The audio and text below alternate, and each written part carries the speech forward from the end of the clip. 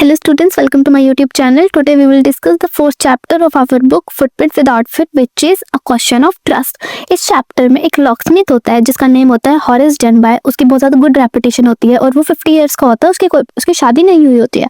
वो क्या करता है, उसको बहुत ज़्यादा पसंद होता है रेयर और एक्सपेंसिव बुक्स को खरीदना, बट उसका प्रोफेशन इतना ज़्यादा प्रॉफिटेबल नहीं होता। तो वो क्या करता है, साल में एक बार चोरी करता है और उस चोरी के पैसे से अपनी जो भी रेयर बुक्स होती है उसको खरीदता है और उनको रीड करता है। जो हॉरेस होता है वो हमेशा रॉबरी करता है, थेफ्ट करता है और हमेशा प्लान को, अपने जो काम होता है उसको ज़्यादा अच्छे से प्रिपेयर करता है ताकि वो अच्छे से अपनी जो चोरी है उसको एग्जीक्यूट कर सके। अब जो हॉरेस होता है उसका टाइम आ चुका था चोरी का, तो वो क्या करता है, एक हाउस को अच्छे से स्टडी करता है जिसका नेम होता है टॉटओवर ग्रेन्स। वो क्या करता है, हर एक छोटी से छोटी चीज़ को उस घर के बारे में डिस्कस करता है। उसकी जो फैमिली होती है वो लंदन में रह रही होती है, वहाँ पे सिर्फ 2 सर्वेंट्स काम कर रहे होते हैं जो एक दिन दोनों मूवी देखने जाने वाले होते हैं। तो वो उसी दिन उस चोरी करने का प्लान बनाता। अब उसको पता होता है जैसे ही वो घर में एंटर करेगा वो ग्लव्स डाल लेता है जैसे ही वो डोर को ओपन करता है, क्योंकि वो कोई भी फुटप्रिंट्स नहीं छोड़ना चाहता, क्योंकि फुटप्रिंट से उसकी चोरी का पता चल सकता था।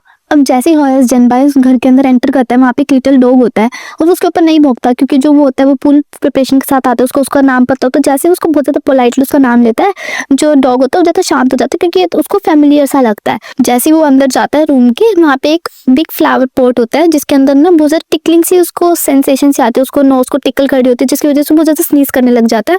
और थोड़ी देर में जैसे वो स्नीज करता है उसको एक वुमन की आवाज़ सुनाई देती है और वो ज़्यादा शॉक्ड हो जाता है कि यहाँ पे एक वुमन क्या कर रही है। वो वुमन उसको बोलती है कि तुम्हें अपनी स्नीजिंग को, अपनी छींक को आराम से शांत करना चाहिए, सही करना चाहिए। वो ज़्यादा यंग होती है, वो ज़्यादा प्रिटी होती है, उसने रेड ड्रेस डाल रखी होती है। तो वो उसका फर्स्ट थॉट तो आता है हॉरेस डेनबाय को उसको भाग जाना चाहिए, बट वो जैसे टेलीफोन की तरफ जाता है वो उसको बोलते हैं कि मैं तो पुलिस को फ़ोन कर दूंगी और तुम्हें पकड़वा दूंगी। बट वो जो वुमन होती है वो ऐसा प्रिटेंड करती है कि वो इस घर की वाइफ है, उस ओनर की वाइफ है, और यहाँ पे वो उन ज्वेल्स को लेने आई है ताकि वो शाम को पार्टी में डाल सके और उसको फिर अपने लॉकर में, उसको बैंक में जाके सेव कर सके। तो जो हॉरेस डेनबाय होता है उसको बहुत ज़्यादा बैक करता है, उसकी से भीख मांगता है कि आप मुझे छोड़ दो, मैं यहाँ से चला जाऊंगा, मैं कभी भी वापस चोरी नहीं करूंगा। तो जो वहाँ पे जो लेडी होती है वो उसको बोलती है अगर तुम मेरे लिए इस पेंटिंग के पीछे सेफ को खोल दोगे, क्योंकि मैं यहाँ का पासवर्ड भूल चुकी हूँ, तो पक्का मैं तुम्हें छोड़ दूंगी, मैं पुलिस को इन्फॉर्म नहीं करूंगी। तो इस टाइम जो हॉरेस डेनबाय होता है वो बिना ग्लव्स डाले उस सेफ को खोल देता है और ये सबकी उसकी सबसे ज़्यादा बड़ी मिस्टेक होती है। जो लेडी होती है वो उस सारा सोने को लेके चली जाती है और 2 दिन के बाद जब पुलिस उसको अरेस्ट कर लेती है हॉरेस डेनबाय को, तो वो बोलता है कि मैंने तो वहाँ पे कोई भी नहीं छोड़ा, मैंने तो कोई भी चोरी नहीं किया। तो हॉरेस डेनबाय को के फिंगरप्रिंट्स उसको मिले होते हैं पुलिस को, और पुलिस उनको बोलते हैं कि नहीं, तुम्हारे तो फिंगरप्रिंट्स हमें मिले हैं हर जगह। तो वो बोलता है कि वहाँ की जो लैंड लेडी थी उन्होंने ही मुझे कहा था कि वो उस सेफ को खोलने के लिए। तो जो लैंड लेडी जब वहाँ आती है तो वो बहुत ज़्यादा ओल्ड होती है और बहुत ज़्यादा गुस्से में होती है कि नहीं, मैंने तो झूठ बोल रहा है, मैंने तो इसको ऐसा कुछ भी नहीं कहा था।